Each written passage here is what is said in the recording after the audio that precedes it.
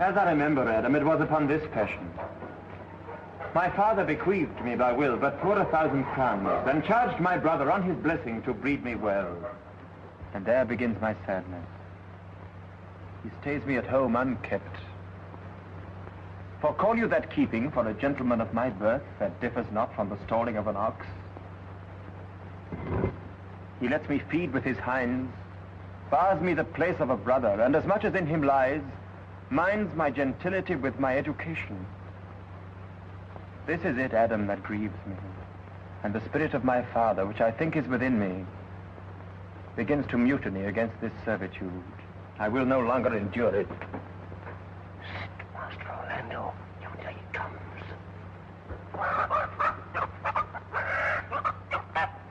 Stay apart, and thou shalt hear how he will shake me up.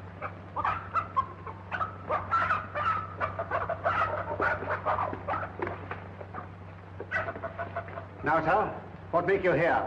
Nothing. I am not taught to make anything.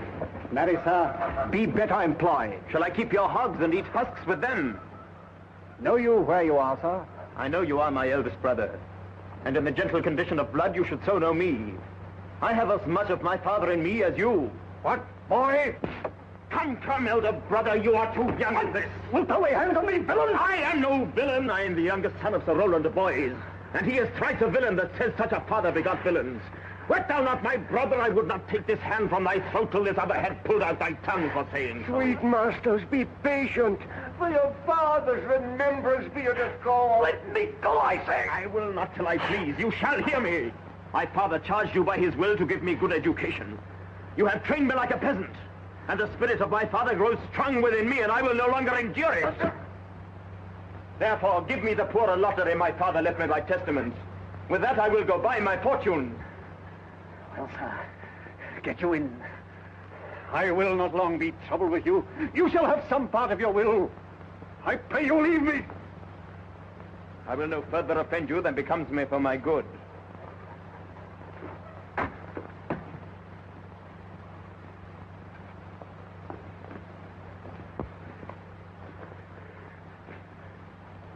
Get you with him, you old dog. Old dog, my lord. Most true, I have lost my teeth in your service.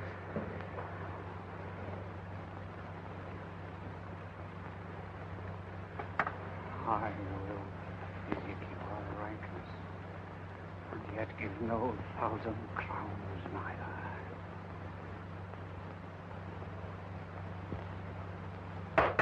Hurrah! Dennis!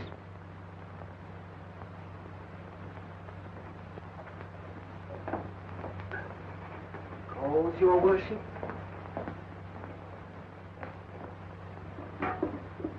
Was not Charles the Duke's wrestler here to speak with me? So please you, he is here at the door. Call him in.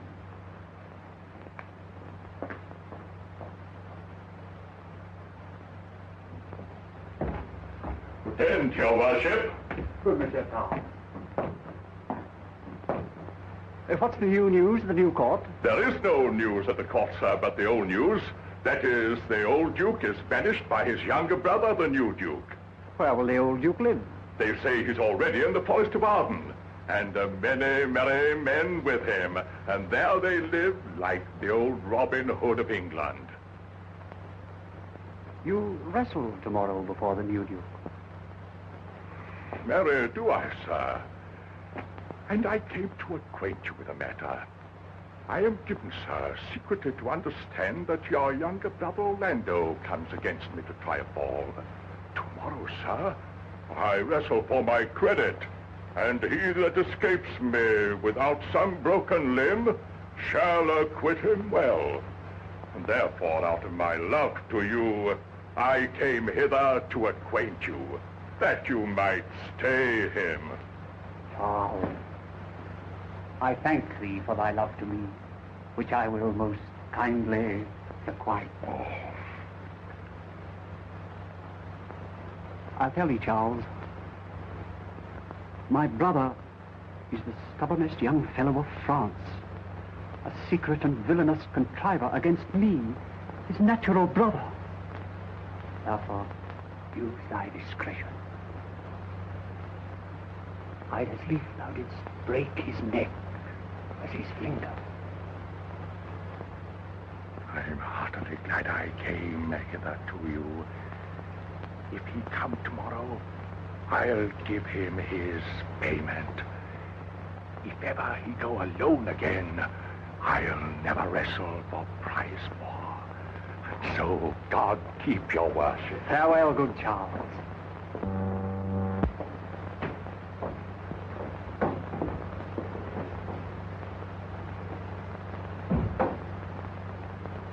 I hope I shall see an end of him. For my soul, yet I know not why, hates nothing more than he.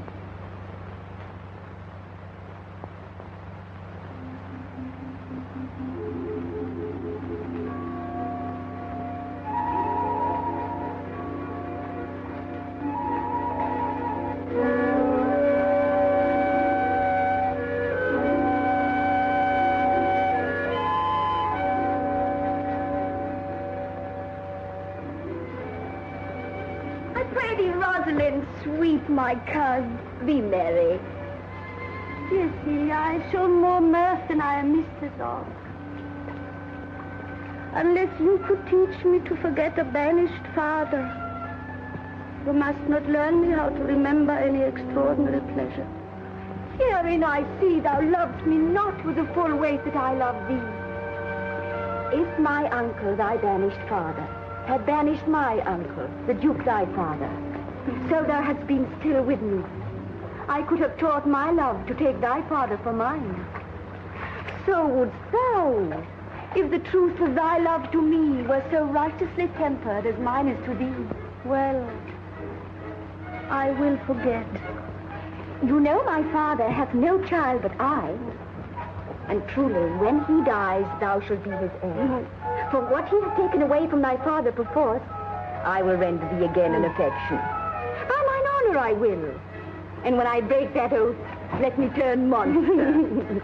Therefore, my sweet Rose, my dear Rose, be merry. From henceforth I will, coz, and devise sports. Let me see. What think you of falling in love? Marry, I prithee do, to make sport withal. But love no man in good earnest, nor no further in sport neither, than with safety of a pure blush thou mayst in honor come off again. What shall be our sport then? Oh, here comes Monsieur Le Beau, his mouth full of news.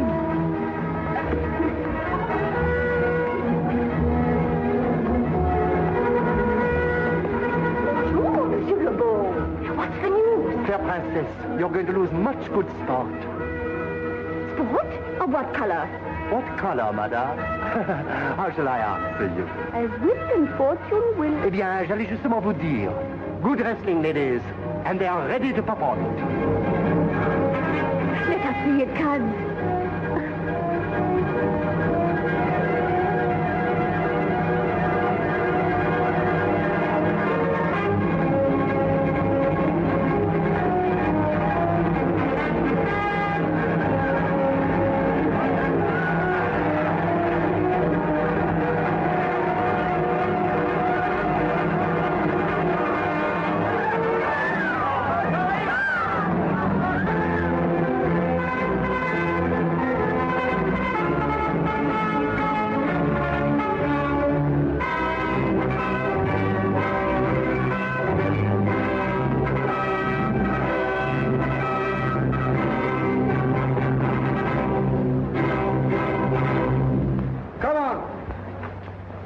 Since this youth will not be entreated, his own peril on his forwardness.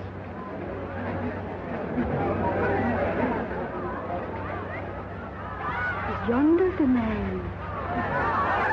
Even he, madame. Alas, he is too young. How now, daughter and cousin? Are you crept hither to see the wrestling? Aye, my liege. So please you give us leave. You will take little delight in it, I can tell you. There is such odds in the man. In pity of the challenger's youth, I would fain dissuade him, but he will not be entreated. Speak to him, ladies. See if you can move him. I'll not be by. Call him hither, good Monsieur Le Beau.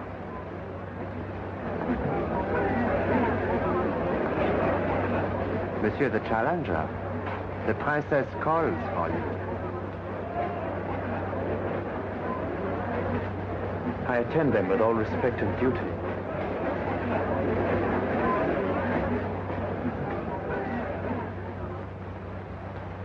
Young man, have you challenged Charles the wrestler? No, fair princess. He is the general challenger. I come but in as others do to try with him the strength of my youth. Young gentleman, your spirits are too bold for your years.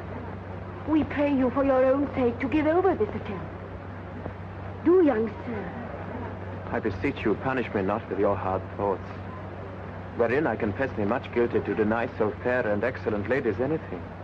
But let your fair eyes and gentle wishes go with me to my trial, wherein, if I be foiled, there is but one shamed who was never gracious.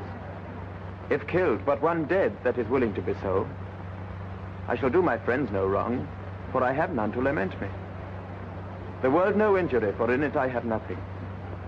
Only in the world I fill up a place which may be better supplied when I have made it empty.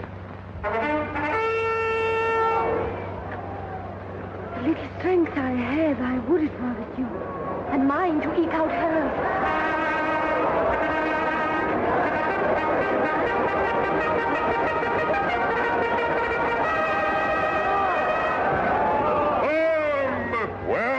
This young gallant that is so desirous to lie with his mother. You mean to mock me after? You should not have mocked me before. But come your way.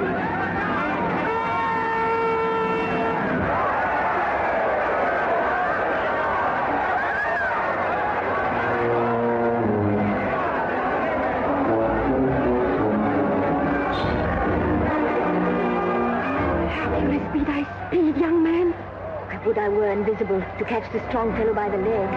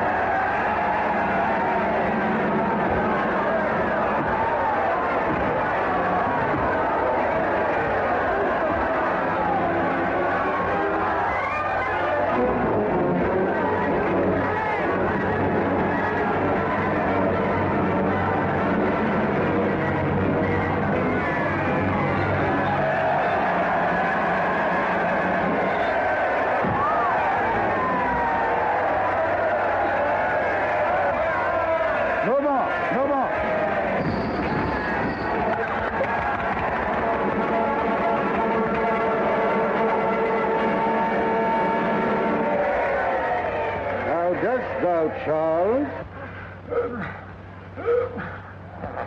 He cannot speak, my lord. Bear him away.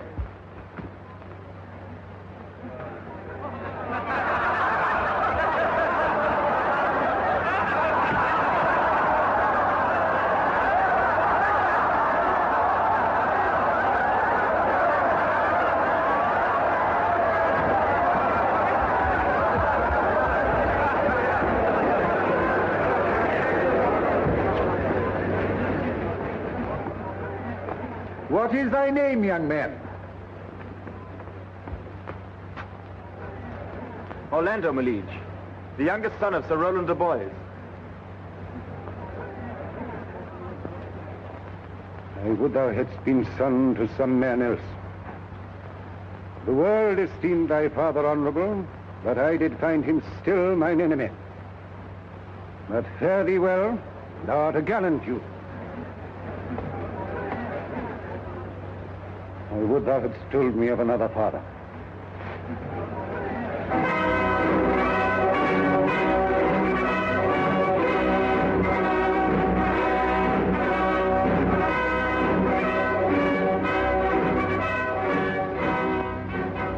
Were I my father, cuz, would I do this?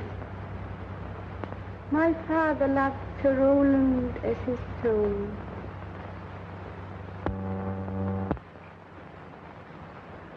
Gentle cousin, let us go thank him and encourage him. Sir, you have well deserved. If you do keep your promises in love, but justly, as you have exceeded promise, your mistress shall be happy. Gentlemen, wear this for me, one out of suits with fortune, that could give more, but that her hand lacks means. Shall we go, cuz? Aye. Stay well, fair gentlemen. Can I not say thank you? He calls us back. My pride fell with my fortune. I'll ask him what he would. Did you call, sir? Sir, you have wrestled well and overthrown more than your enemies. Will you go, Rosalind? Have with you. Fare you well.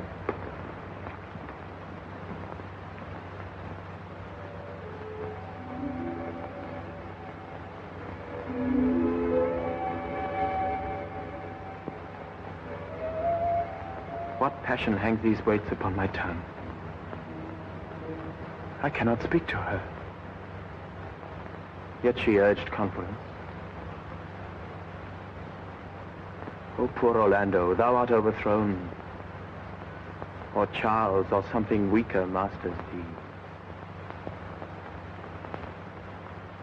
Good sir, I do in friendship counsel you to leave this place, albeit you have deserved high commendation. Yet, such is now the Duke's condition that he misconstrues all that you have done. I thank you, sir. And pray you, tell me this. Which of the two was daughter of the Duke that here was at the wrestling? Indeed, the taller is his daughter. The other is Rosalind, daughter to the banished Duke. But I can tell you that of late this Duke hath ta'en displeasure against his gentle niece, grounded upon no other argument, but that the people praise her for her virtues and pity her for her good father's sake. And on my life, his malice against this lady will suddenly break forth. Sir, fare you well. I rest much bounden to you. Fare you well.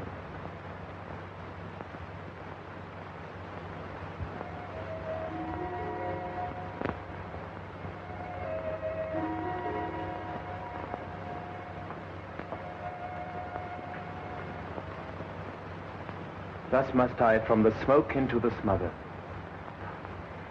from tyrant duke unto a tyrant brother.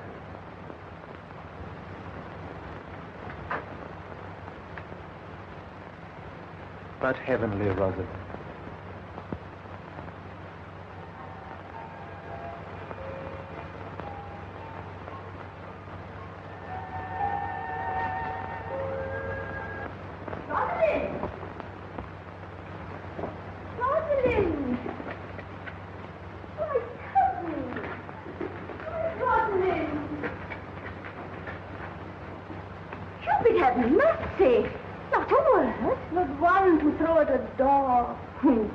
But is all this for your father? No. Some of it is for my father's child. Come, come, wrestle with your affection. Oh, they take the part of a better wrestler than myself. Is it possible on such a sudden you should fall into so strong a liking with old Sir Roland's youngest son? The Duke, my father, loved his father dearly. Does it therefore ensue that you should love his son dearly? No. By this kind of chase, I should hate him. For my father hated his father dearly. Yet I hate not Orlando. No, Faith. Hate him not for my sake. Oh, look.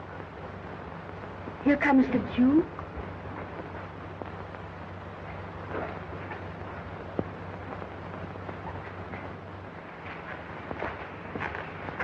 Mistress, dispatch you with your safest haste and get you from our court. Me uncle. You, cousin, within these 10 days, if thou beest found so near our public court as 20 miles, thou diest for it. I do beseech your grace. Let me the knowledge of my fault bear with me. Never so much as in a thought unborn did I offend your highness. Thus do all traitors. Thou art thy father's daughter, there's enough. So was I, when your highness took his dukedom. So was I when your highness banished him.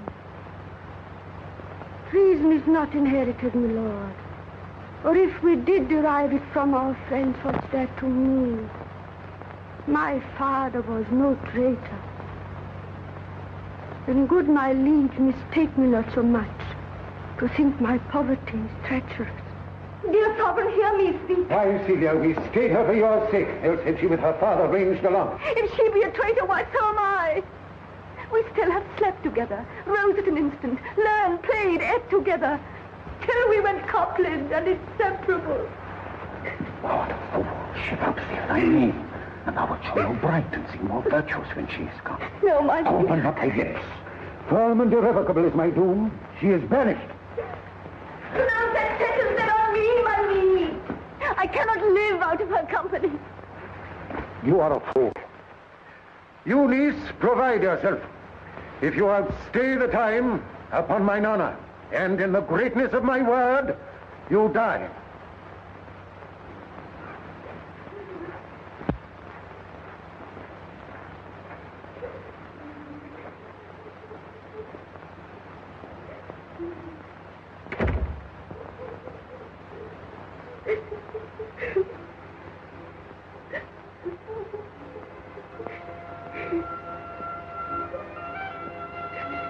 My poor Rosalind, whither wilt thou go?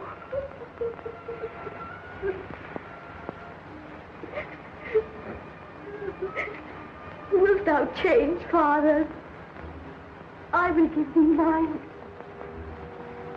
I charge thee, be not thou more grieved than I am. I have more cause. Thou hast not cut me. Prithee, be cheerful. Knowest thou not the Duke hath banished me, his daughter? That he has not. No, Hath not. Rosalind lacks then the love which teaches thee that thou and I am one. Shall we be sundered? Shall we part? Sweet girl, no. Let my father seek another heir. For by this heaven, now at our sorrows pale, say what thou canst. I'll go along with thee. Whither shall we go? To seek my uncle in the forest of Arden.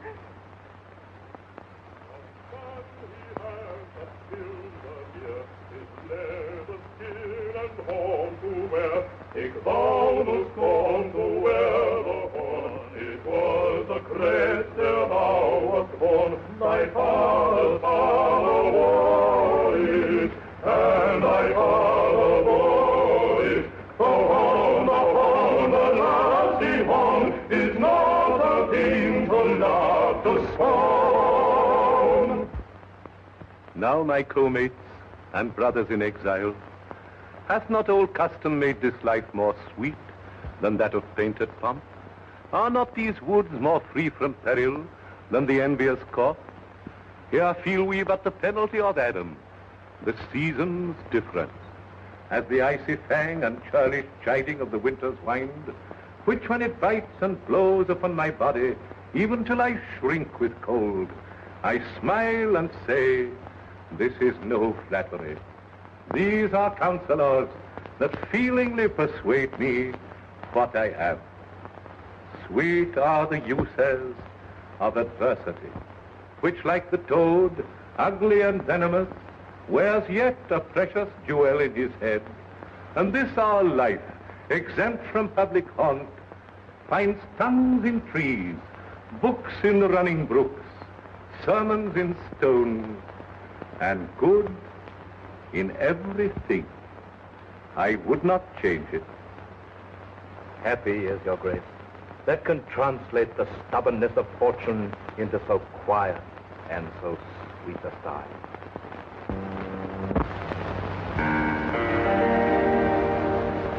Blow, blow the winter wind, thou art not so unkind, thou art not so unkind as man's ingratitude.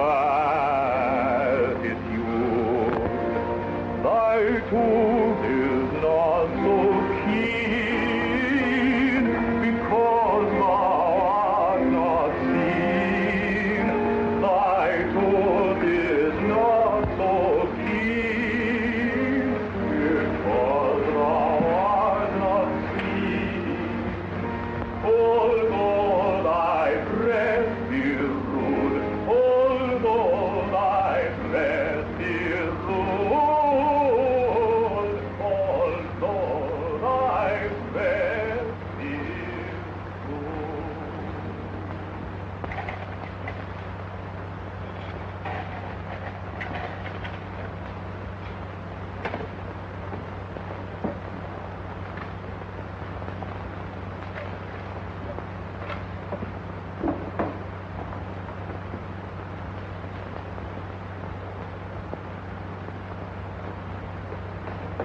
Alas, what danger will it be to us, maids as we are, to travel forth so far? I'll put myself in poor and mean attire, and with a kind of amber smirch my face. But like to you, so shall we pass along and never stir assailants. Were it not better that I do suit me, all points like a man, and in my heart lies there what hidden women's fear their will. We'll have a swashing and a martial outside, as many other mannish cowards have, that do outface it with their semblances. What shall I call you from now art a man? I'll have no worse a name than Jove's own page.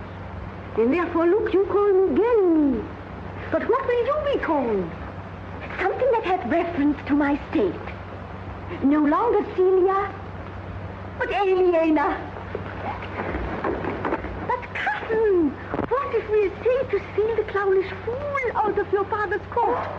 Would he be a comfort to our travel? He'll go along all the wide world with me. Leave me alone to woo him. That's the way.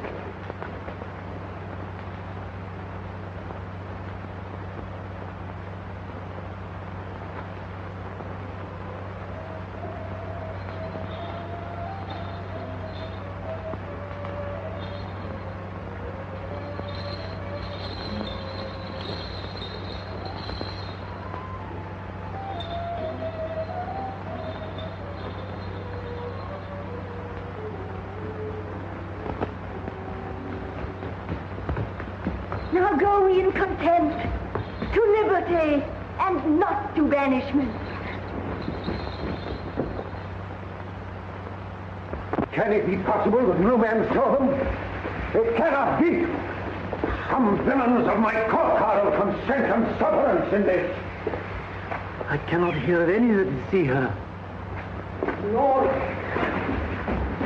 the royalist clown, at whom so oft your grace would want to laugh, is also missing.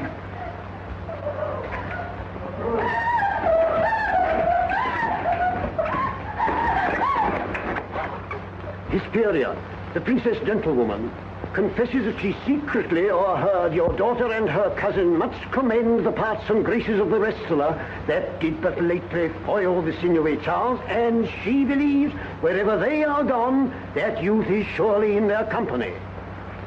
Send for that wrestler. Fetch that gallant hither. If he be absent, bring his brother to me. I'll make him find him. Do this suddenly. And let not search or inquisition quail to bring again these foolish runaways.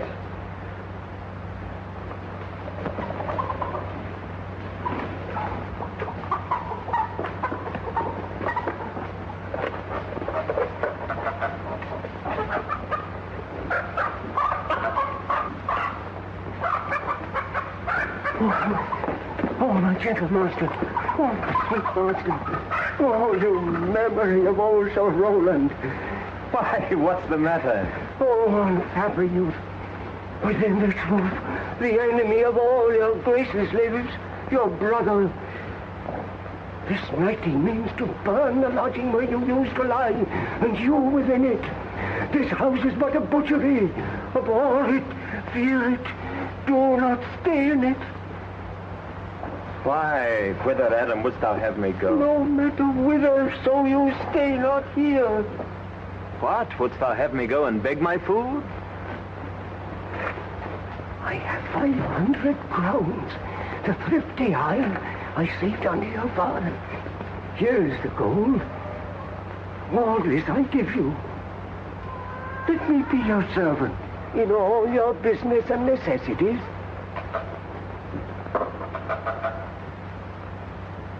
Oh, good old man. How well in thee appears the constant service of the antique world, where service sweat for duty, not for meed. Thou art not for the fashion of these times, where none will serve but for promotion. But come thy ways, we'll go along together, and ere we have thy youthful wages spent, we'll light upon some settled low content.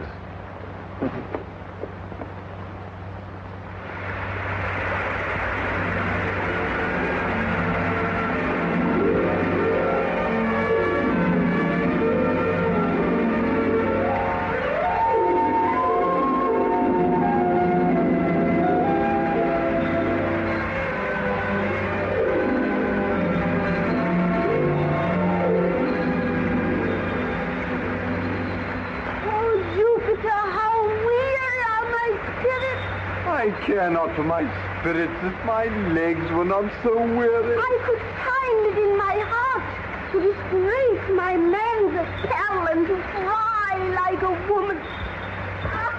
I pray you bear with me. I can go no further. For my part, I had rather bear with you than bear you. Well, this is the forest of Arden. Aye, now am I in Arden, the more fool I. When I was at home, I was at a better place. The travelers must be content. Aye. You so good touchstone.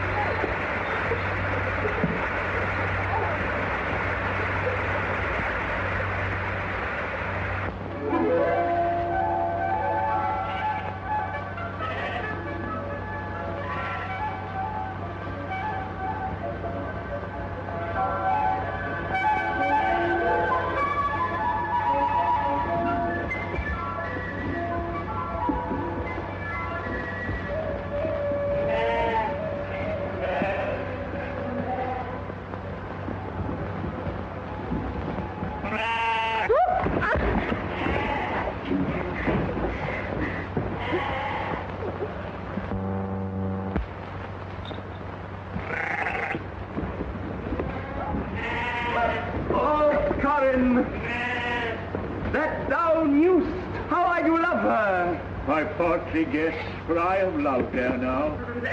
How many actions most ridiculous hast thou been drawn to by thy fantasy? Into 1,000 that I have forgotten.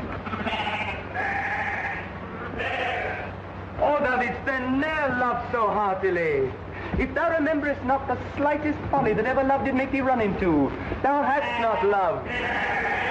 Or if thou hast not spoke as I do now, wearing thy hero with thy mistress' praise, thou hast not loved.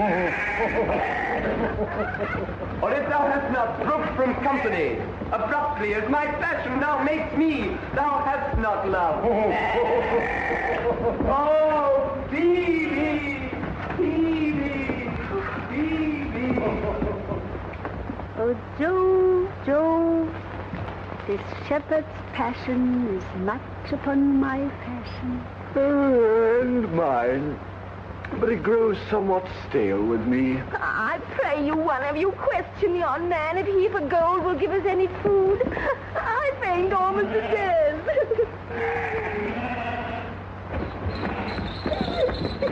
Hello, you clown. Peace, fool, he's not thy kinsman. Who called? Good morrow to you, friend. And to you, gentle sir, and to you all. I pray, shepherd, if that love or gold can in this desert place buy entertainment, here's a young maid who travel much oppressed and faints for succor. Fair sir, I pity her.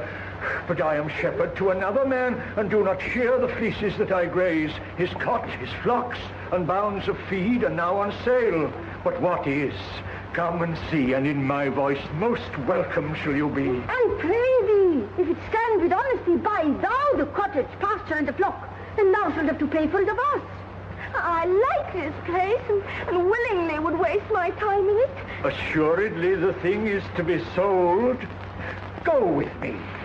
And if you like, upon report, the soil, the profit, and this kind of life, I will your very faithful feeder be.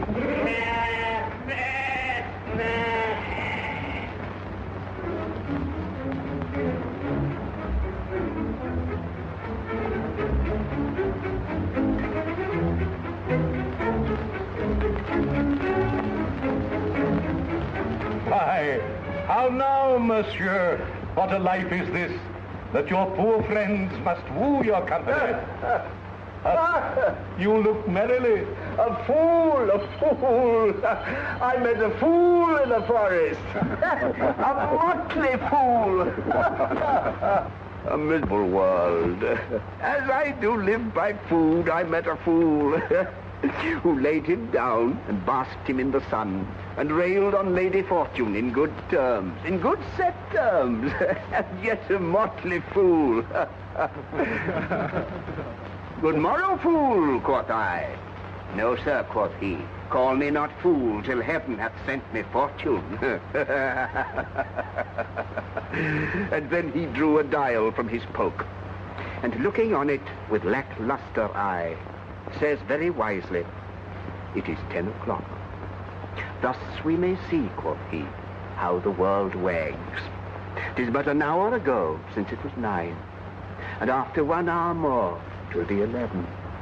And so from hour to hour we ripe and ripe, and then from hour to hour we rot and rot, and thereby hangs the tale. Oh, noble fool, a worthy fool, motley's the only wear. What fool is this? Oh, worthy fool, would that I were a fool. I am ambitious for a motley coat. Forbear and eat no more.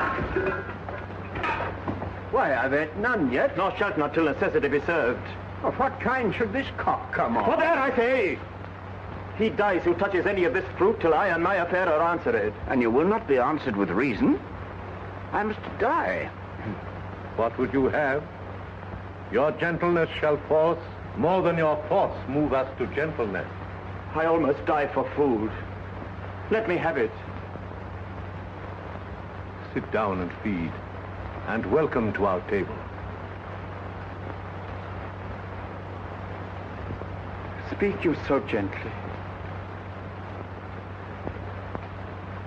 Pardon me, I pray you. I thought that all things had been savage here, and therefore put I on the countenance of stern commandment. But whate'er you are, if ever you have looked on better days, if ever been where bells have knolled to church, if ever sat at any good man's feast, If ever from your eyelids wiped a tear, and know what is to pity and be pitied, let gentleness my strong enforcement be, in the which hope I blush and hide my sword. True is it that we have seen better days, and have with holy bell been knolled to church, and sat at good men's feasts, and wiped our eyes of drops that sacred pity hath engendered. Therefore, sit you down in gentleness. Yet but forbear your food a little while. There is a poor old man who after me hath many a weary step limped in pure love. Till he be first sufficed, oppressed with two weak evils, age and hunger, I will not touch a bit. Go, seek him out, and we will nothing waste till your return. I thank ye, and be blessed for your good comfort. Thou seest, we are not all alone unhappy. This wide and universal theatre presents more woeful pageants than the scene wherein we play in. All the world's a stage, and all the men and women merely players. They have their exits and their entrances, and one man in his time plays many parts. His acts being 7 ages. At first, the infant, mewling and puking in the nurse's arms. Then the whining schoolboy with his satchel and shining morning face, creeping like snail unwillingly to school. And then the lover, sighing like a furnace, with a woeful ballad made to his mistress' eyebrow. Then a soldier, full of strange oaths and bearded like the bard, jealous in honor, sudden and quick in quarrel, seeking the bubble reputation even in the cannon's mouth. And then the justice, in fair round belly, with good capon lined, with eyes severe and beard of formal cut, full of wise saws and modern instances, and so he plays his part. The 6th age shifts into the lean and slippered pantaloon, with spectacles on nose and pouch on side. His youthful hose, well saved, a world too wide for his shrunk shank, and his big manly voice, turning again toward childish treble, pipes and whistles in his sound. Last scene of all, that ends this strange, eventful history, is second childishness and mere oblivion. Sans teeth, sans eyes, sans taste, sans everything.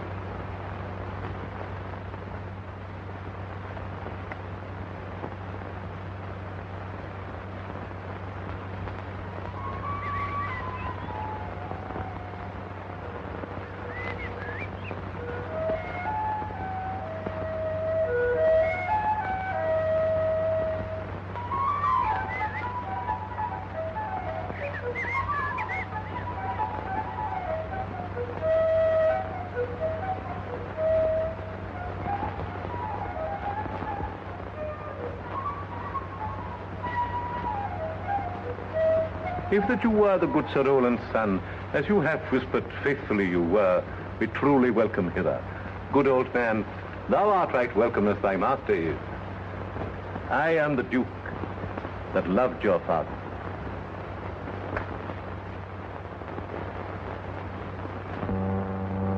Seen him since? Sir, that cannot be. But look to it. Find out thy brother, wheresoe'er he is. Seek him with candor. Bring him, dead or living, within this 12-month, or turn thou no more to seek a living in our territory. Thy lands and all things that thou dost call thine worth seizure, do we seize into our hands, till thou canst quit thee by thy brother's mouth of what we think against thee. Oh, that your highness knew my heart in this. I never loved my brother in my life. More villain thou. Well, push him out of court. And let my officers of such a nature make an extent upon his house and lands. Do this expediently and turn him going.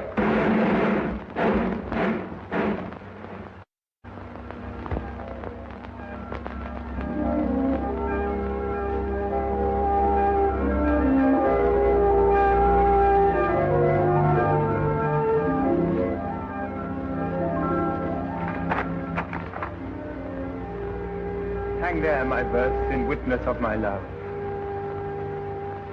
And thou, thrice-crowned Queen of Night, survey with thy chaste eye from thy pale sphere above thy huntress name that my full life doth sway. O Rosalind, these trees shall be my books, and in their barks my thoughts I'll carry to, that every eye which in this forest looks shall see thy virtue witnessed everywhere. Run, run, Orlando. Carve on every tree the fair, the chaste, the unexpressive she.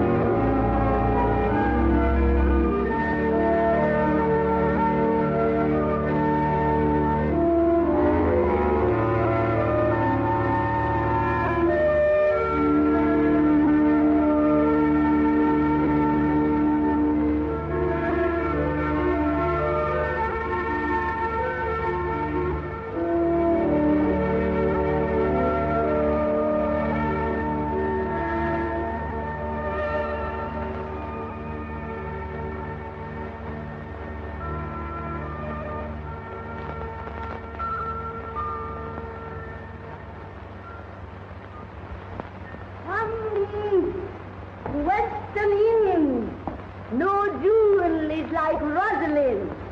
Traverse, be mounted on the wind, through all the world bears Rosalind. All the pictures fair as line are but black for Rosaline. Let no face be kept in mind but the fear of Rosaline. I'll rhyme you so 8 years together. Oh. Dinners and suppers and sleeping hours accepted. Ultimate now. For a taste. If a heart do lack a hind, let him seek out Rosaline. Oh, stop! If the cat will after kind, so be sure will Rosaline. Oh, stop, fool! Winter garments must be lined, so must slender Rosaline. Sweetest nut hath sourest rind, such a nut is Rosaline. He that sweetest rose will find must find love's prick and Rosaline. Stop, you dull fool! This is a very false gallop of verses. Why do you infect yourself with them? I found them on a tree. Truly, the tree yields bad fruit. Pink. Helen's cheek, but not her heart. Cleopatra's majesty. Atalanta's better part. Sad Lucretia's modesty. Thus Rosalind of many parts by heavenly synod was devised, of many faces, eyes, and hearts, to have the touches dearest kind. Heaven would that she these gifts should have, and I to live and die her slave. Most excellent. Shepherd, go off a little. Shepherd, Go on, Felicity. Go with him, sirrah.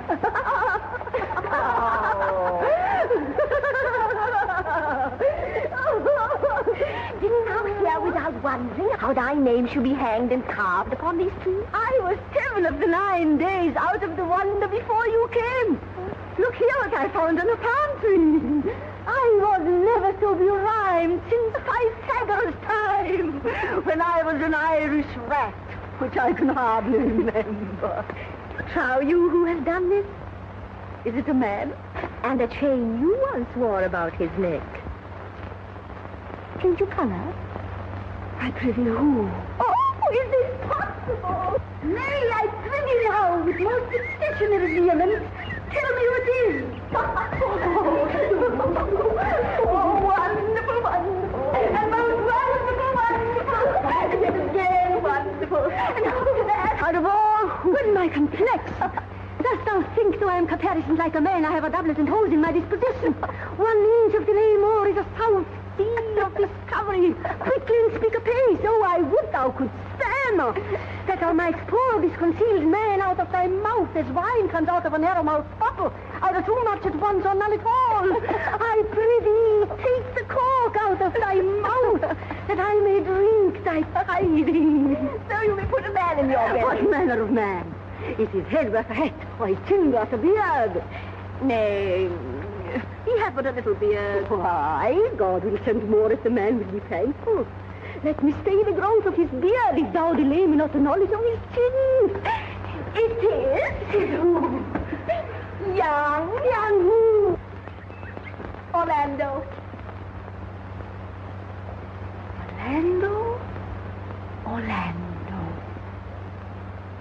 Alas, the day. What shall I do with my doublet alone? Was it you when thou sawest him? What said he? How looked he? What makes he here? He asked for me. Oh, shalt thou see him again? Answer me in 1 word. He was balmy gargantuous mouth first. But take a taste. I found him under a tree, like a dropped acorn, may well be called Jove's tree, when it drops forth such fruit. There lay he, stretched along like a wounded knight. Though it be pity to see such a sight, it well becomes the ground. Cry holler to thy tongue, I prithee. Thou bring'st me out of tune. Oh, Elena! Elena! Oh, you don't know I'm a woman. Well, I think I must speak. Please stay on. No, you bring me up.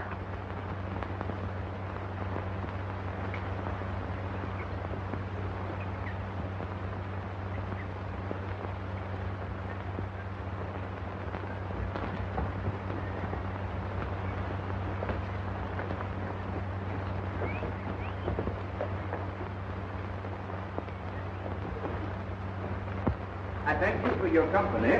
For good faith, I had as lief have been myself alone. And so had I. But yet for fashion's sake, I thank you, too, for your society.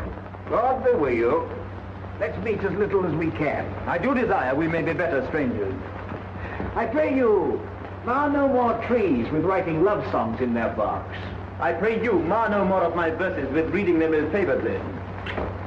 Rosalind is your love's name. Yes, just. I do not like her name. There was no thought of pleasing you when she was christened. What stature is she of? Just as high as my heart. You're full of pretty answers. I am weary of you. I'll tarry no longer with you. Farewell, good Signor Love. I am glad of your departure. Adieu, good Monsieur Melancholy. Hiya, Forrester, do you hear? Very well. What would you? I pray you, what is the clock? You should ask what time of day. There is no clock in the forest. And there is no true lover in the forest, else sighing every minute and groaning every hour would detect the lazy foot of time as well as a clock. Where dwell you, pretty youth? With his shepherdess, my sister. Here in the skirts of the forest lie fringe upon a petticoat, Your accent is something finer than you could purchase in so removed a dwelling. I have been told so of many. But indeed, an old religious uncle of mine taught me to speak. He was in his youth an inland man, one that knew courtship too well, for there he fell in love. I've heard him read many lectures against it, and I thank God I'm not a woman to be touched with so many giddy offenses. Can you remember any of the principal evils that he laid to the charge of women? I pray thee recount some of them. No. I will not cast away my physic, but on those that are sick. There is a man haunts the forest that abuses our young plants with carving Rosalind on their barks, hangs oaths upon hawthorns and elegies on brambles, and all forsooth defying the name of Rosalind. If I could meet that fancy-monger, I would give him some good counsel, for he seems to have the quotidian of love upon him. I am he that is so love-shaked. I pray you tell me your remedy. There is none of my uncle's marks upon you. He taught me how to know a man in love. What were his marks? A lean cheek, which you have not. A blue eye, and sunken, which you have not. A beard neglected, which you have not. Then your hose should be ungartered, your bonnet unbanded, your sleeve unbuttoned, your shoe untied, and everything about you demonstrating a careless desolation. But you are no such man. You are rather point device in your accoutrements, as loving yourself than seeming the lover of any other. I swear to thee, youth, by the white hand of Rosalind, I am that he, that unfortunate he. But are you as much in love as your rhymes speak? Neither rhyme nor reason can express how much. Love is merely a madness, yet I profess curing it by counsel. Did you ever cure any so? One. And in this manner, he was to imagine me, his love, his mistress. And I set him every day to woo me, at which time I, being but a moonish youth, would now like him, now loathe him, then entertain him, then forswear him, now weep for him, now spit at him, that I'd brave my suitor from his mad humor of love into a living humor of madness. And thus I cured him. And this way will I take upon me to wash your liver as clean as a sound sheep's heart, that there shall not be one spot of love in it. I would not be cured, you. But I would cure you, if you would but call me Rosalind, and come every day to my cot to woo me. Now by the faith of my love, I will. Tell me where it is. Go with me, and I'll show it you. And by the way, you can tell me where in the forest you live. Will you go? With all my heart, good youth. Nay, you must call me Rosalind. Rosalind. Oh, sister, will you go?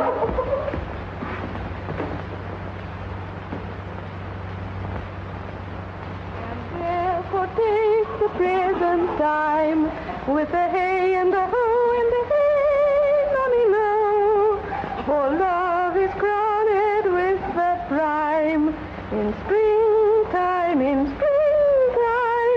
the only pretty ring time, when the birds do sing, hey, ding-a-ding-a-ding, hey, ding-a-ding-a-ding, sweet lovers love the spring. How now, Audrey? Am I the man yet? Doth my simple features content you? Lord wonders, what features? Truly, I would the gods had made thee poetical. I do not know what poetical is. Is it honest in word and deed? Nay, truly, for the truest poetry is the most feigning. Do you wish then that the gods had made me poetical? I do, truly, for thou swearest to me thou art honest. Now, if thou wert a poet, I might have some hope thou didst feign. Would you not have me honest? Nay, truly, unless thou wert hard favored.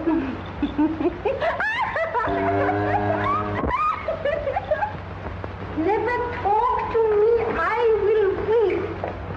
You, I believe. But yet have the grace to consider that tears do not become a man. But have I not cause to weep? As good a cause as one would desire. Therefore weep.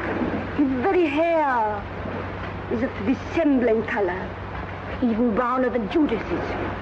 Mary, his kisses are Judas's own children. his hair is of a good color. An excellent color.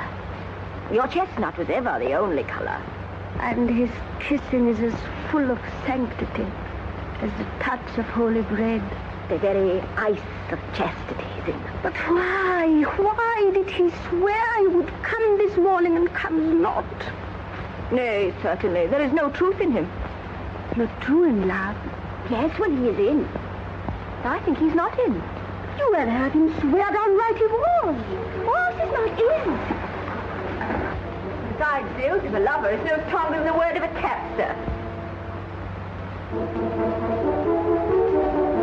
He tends here in the forest on the Duke, your father.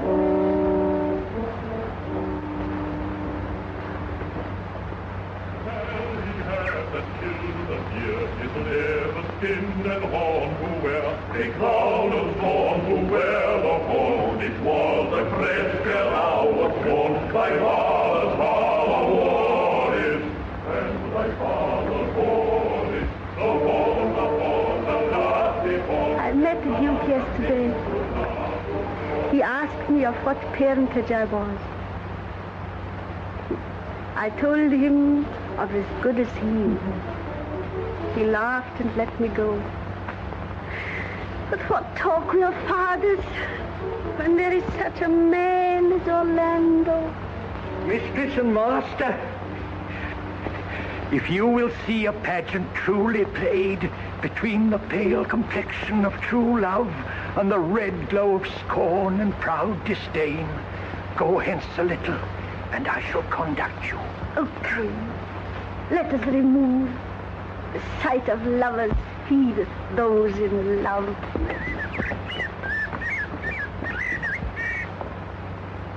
Sweet Phebe, do not scorn me. Do not, Phebe.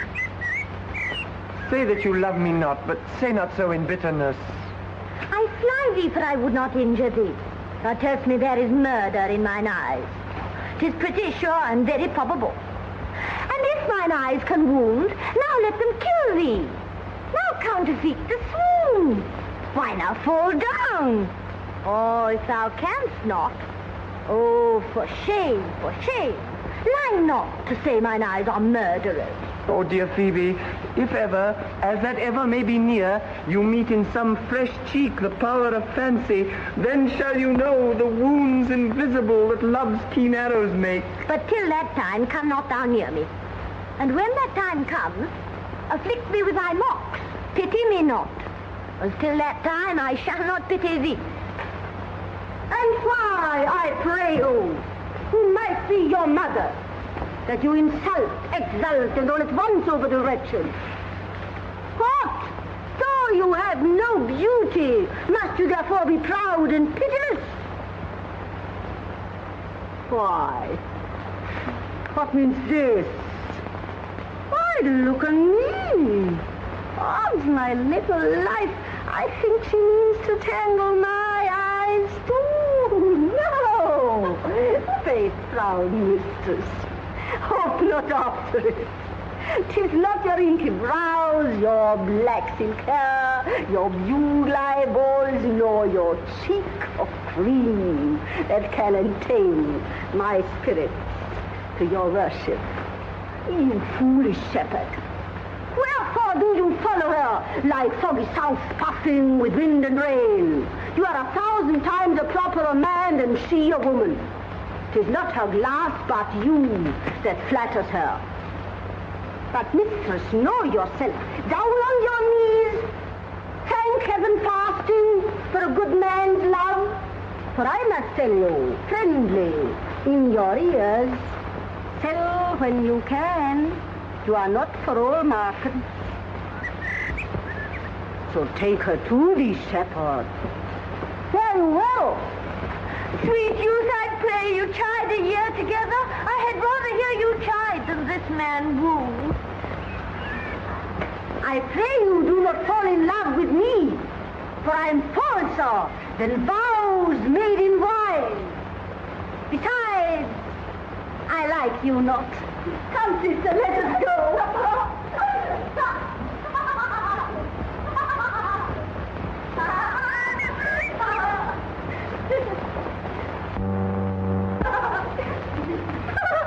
Good day and happiness, dear Rosalind.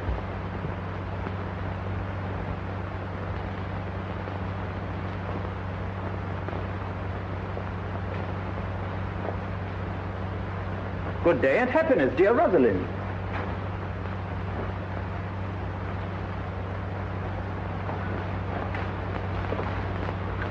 Now, Orlando, where have you been all this while? You a lover.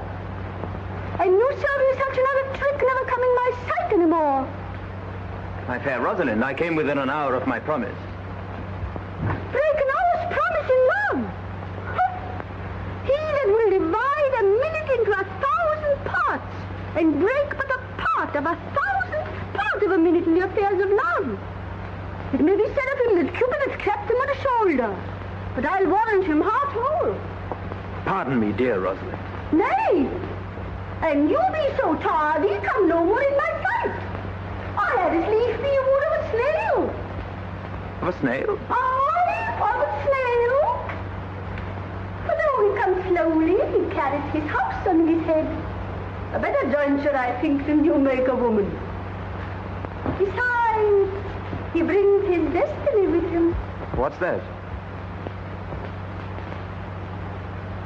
Oh, Virtue is no horn maker, and mine Rosalind is virtuous. and I am your Rosalind. Come, woo me, for now I am in a holiday humor and like enough to consent. What would you say to me now? And I were your very, very Rosalind. I would kiss before I spoke. Nay. You had better speak first. Very good orators, when they are out, they will spit. And for lovers lacking matter, the cleanliest shift is to kiss. Who could be out being before his beloved mistress? Marry, that should you if I were your mistress. Am not I your Rosalind? I take some joy to say you are, because I will be talking of her. Well, and in her person, I say, I will not have you. Then in mine own person, I die. No, Phebe. Die by attorney. The poor world is almost 6,000 years old. And in all this time, there was not any man died in his own person, in a love cause. Men have died from time to time, and worms have eaten them from time to time, but not for love. I would not have my right, Rosalind, of this mind, for I protest her frown might kill me. No. By this hand, it will not kill a fly. But come. Now I will be your Rosalind in a more coming on disposition. And ask me what you will. I will grant it. Then love me, Rosalind. Yes, faith, will I. Fridays, Saturdays, and all days. And wilt thou have me? Aye, and 20 such. What sayst thou? Are you not good? I hope so. What then? Can one desire too much of a good thing? Sister, you shall be the priest and marry us. Give me your hand, Orlando. What do you say, sister? Phebe, marry her. I cannot say the words. You must begin. Will you, Orlando, have to wife this Rosalind? Go to. Will you, Orlando, have to wife this Rosalind? I will. I but when? Why, now, as fast as she can marry her. Then you must say, I take thee, Rosalind, for wife. I take thee, Rosalind, for wife. I do take thee, Orlando, for my husband.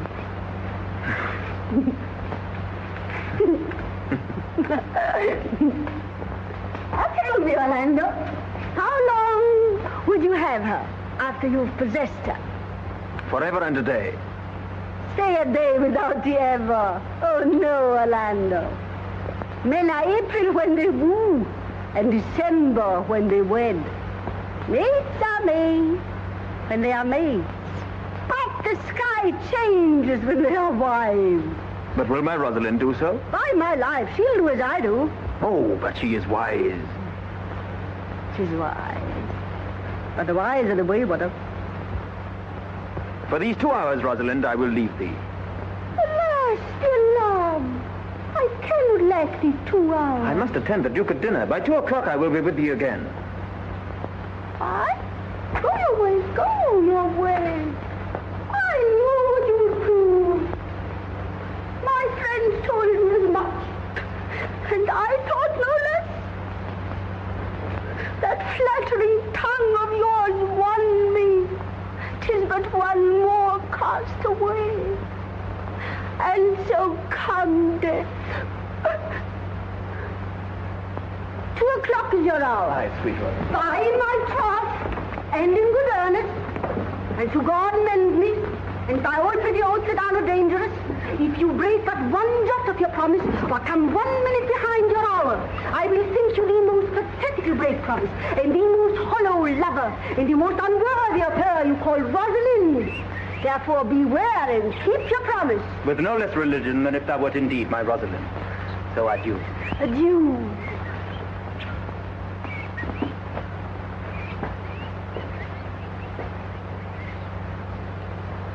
Adieu.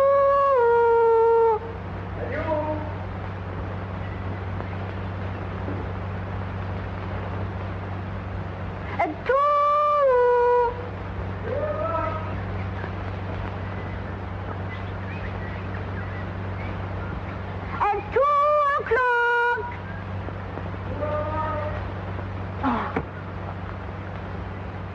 At 2 o'clock. And 2 o'clock.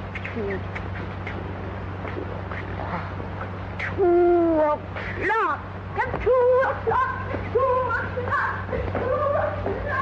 You have simply misused our sex in your love praise. Come, my pretty little curs, that thou didst know how many fathoms deep I am in love. Oh, but it cannot be sounded. My affection hath an unknown bottom, like the Bay of Portugal. Rather bottomless. Oh, and tell thee, Aliena, I cannot be out of the sight of Orlando. Oh, I'll go find the shadow and sigh till he comes. And I'll sleep.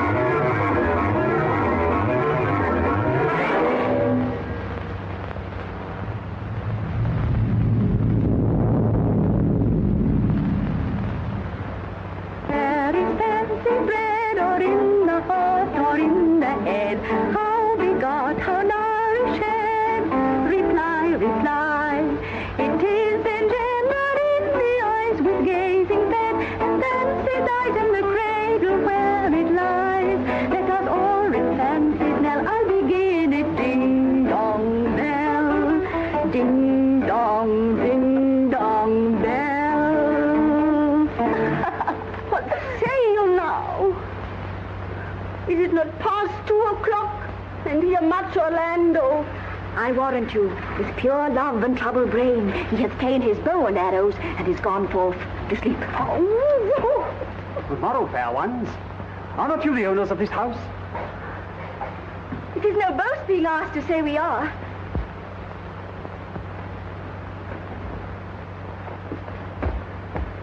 Orlando doth commend him to you both. And to that youth he calls his Rosalind, he sends this blood-stained napkin. Are you he? I am. What must we understand by this? Some of my shame, if you know of me what man I am, and how and why and where this handkerchief was stained. I pray you tell it. When last young Orlando parted from you, he left a promise to return again within the hour. And pacing through the forest, lo what befell. Under an oak, a wretched, ragged man lay sleeping on his back. About his neck, a green and gilded snake had wreathed itself. But suddenly, seeing Orlando, it unlinked itself and slipped away into a bush, under which bush's shade a lioness lay crouching, head on ground, with cat-like watch, when that the sleeping man should stir. This seen, Orlando did approach the man, and found it was his brother, his elder brother. Oh, I've heard him speak of that same brother, and he did render him the most unnatural that lived amongst men. And well might he so do, for well I know he was unnatural. But for Orlando, did he leave him there? Twice did he turn his back and purposed so, but kindness, nobler ever than revenge, made him give battle to the lioness, which quickly fell before him, in which hurtling from miserable slumber I awaked. Are you his brother? Was you he rescued? Was you that did so oft contrive to kill him? Was I, but 'tis not I.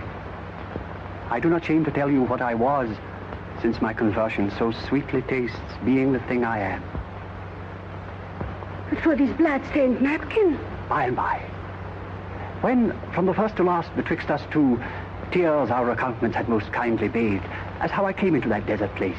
In brief, he led me to the gentle Duke, who gave me fresh array and entertainment, committing me unto my brother's love, who led me instantly into his cave, there stripped himself, and here, upon his arm, the lioness had torn some flesh away, which all this while had bled. And now he fainted, and cried in fainting upon Rosalind.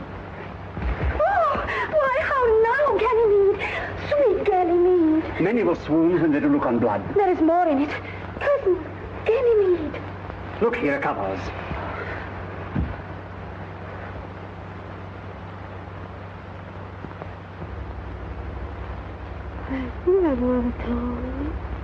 We'll lead you thither.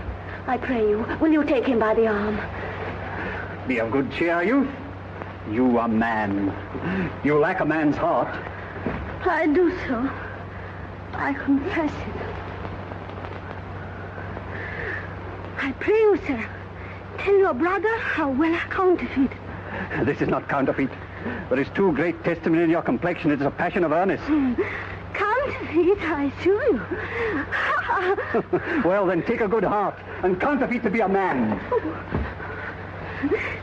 So I do. But in faith, I should have been a woman by right. Come, you look paler and paler. Pray you draw homewards. Good sir, go with us. That will I.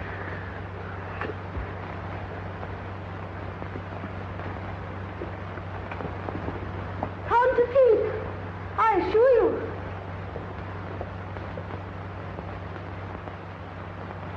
Audrey, there is a youth in the forest here, lays claim to you. Aye, I know who it is.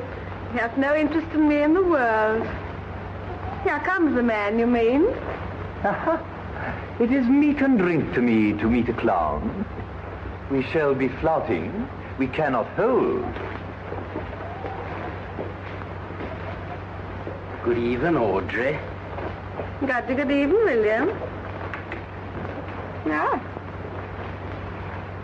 And good even to you, sir. Good even, gentle friend. Cover thy head, cover thy head. Nay, prithee, be covered. How old are you, friend? 25, sir. A ripe age. Is thy name William? William, sir. A fair name. Wast born i' the forest here? Aye, sir, I thank God. Thank God. A good answer. Art thou wise? Aye, sir, I have a pretty wit. Faith, thou sayest well. I do now remember a saying, the fool doth think he is wise, but the wise man knows himself to be a fool. You do love this maid? I do, sir. Give me your hand. Art thou learned? No, sir. Then learn this of me. To have is to have, for it is a figure in rhetoric that drink being poured out of a cup into a glass, by filling the one doth empty the other, and all your writers do consent that ipse is he.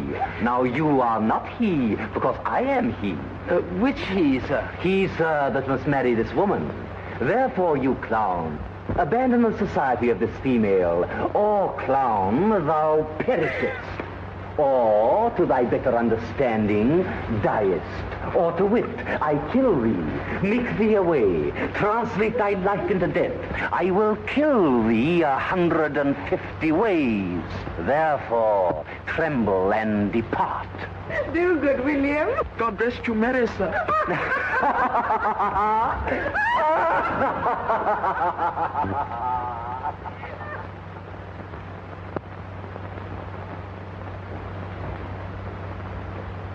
Is it possible that on so little acquaintance, that but seeing Eleanor you should love her, and loving woo and wooing she should grant? Neither call in question my sudden wooing nor her sudden consenting.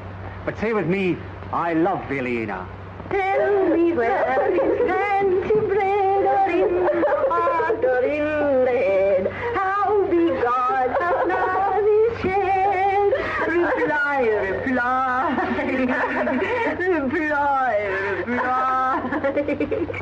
Let your wedding be tomorrow. Thither will I invite the Duke and all his contented followers. Go you and prepare Eleanor.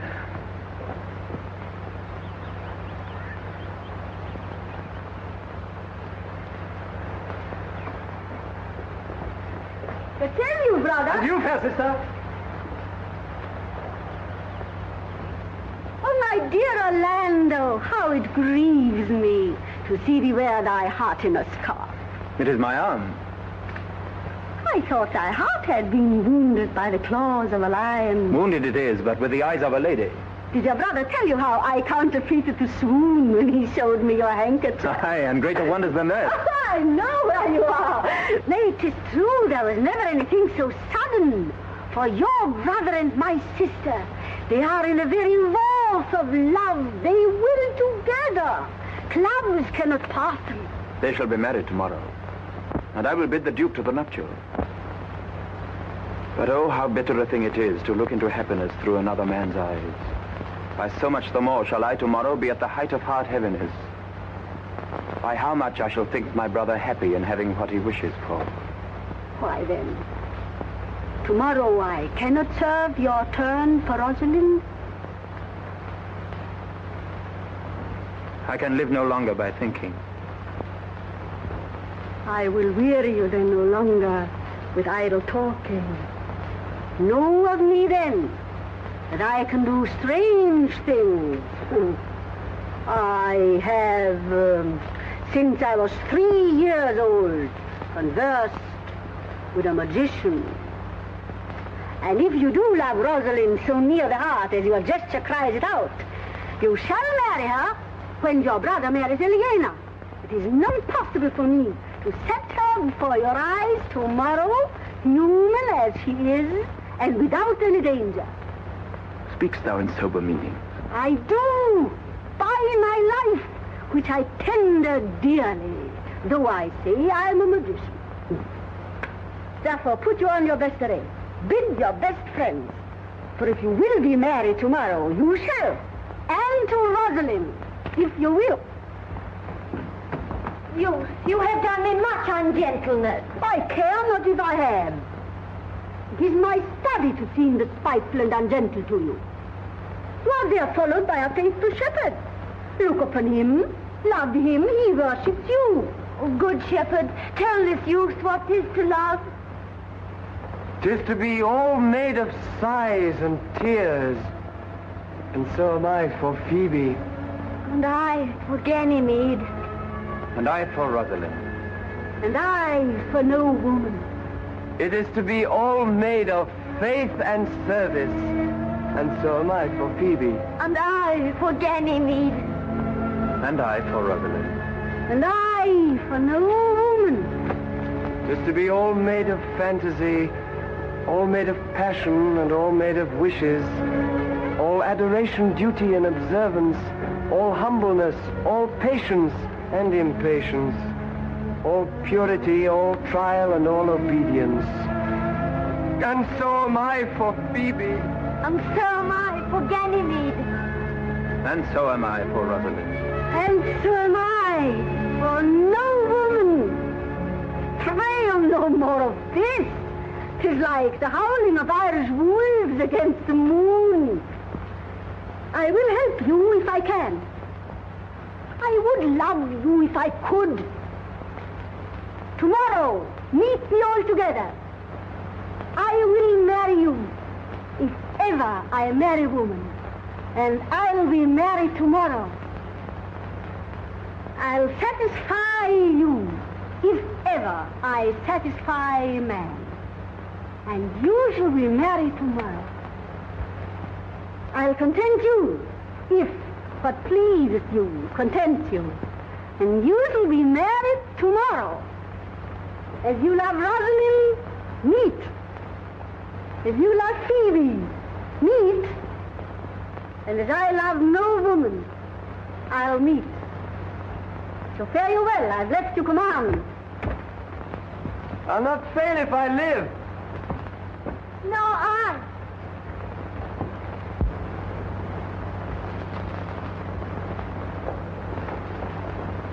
Nor I.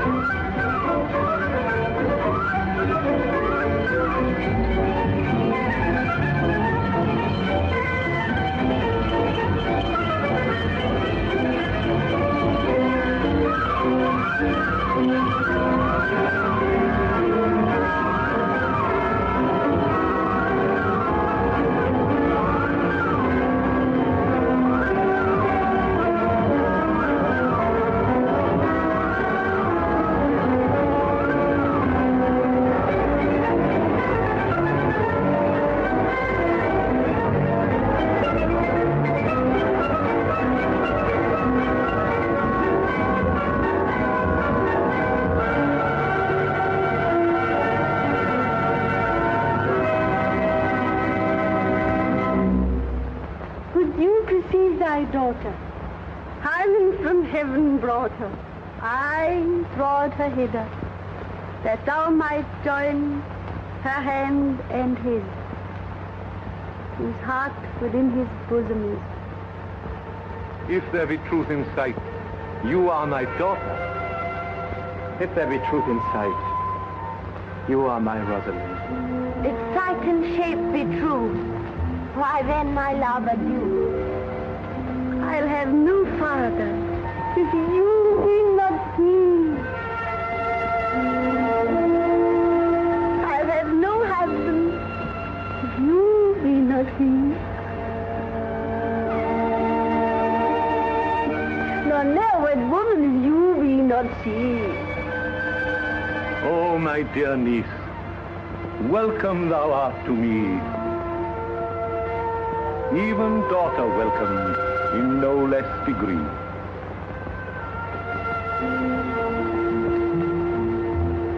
I will not eat my word, now thou art mine. Thy faith, my fancy to thee doth combine.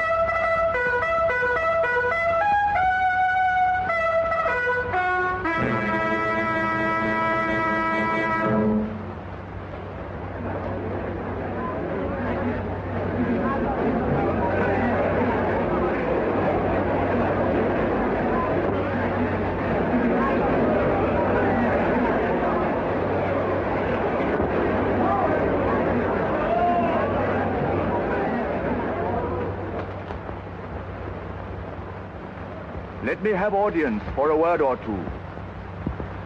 Duke Frederick, hearing how that every day men of great worth resorted to this forest, addressed a mighty power which were on foot in his own conduct, purposely to take his brother here and put him to the sword. And to the skirts of this wild wood he came, where, meeting with an old religious man, after some question with him, was converted both from his enterprise and from the world, his crown bequeathing to his banished brother, and all their lands restored to them again that were with him exiled.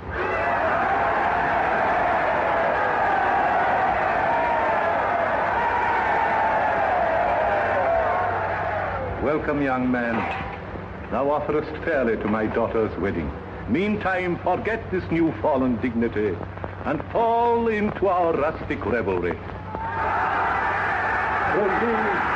Proceed. We will begin these rites as we do trust they'll end in true delight.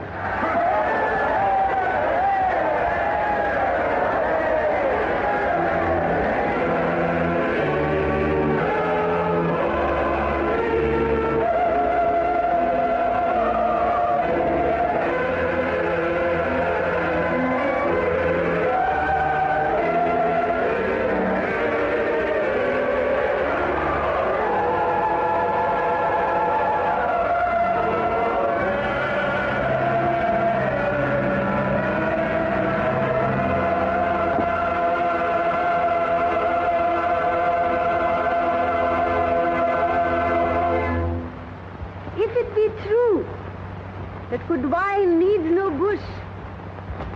'Tis true that a good play needs no epilogue.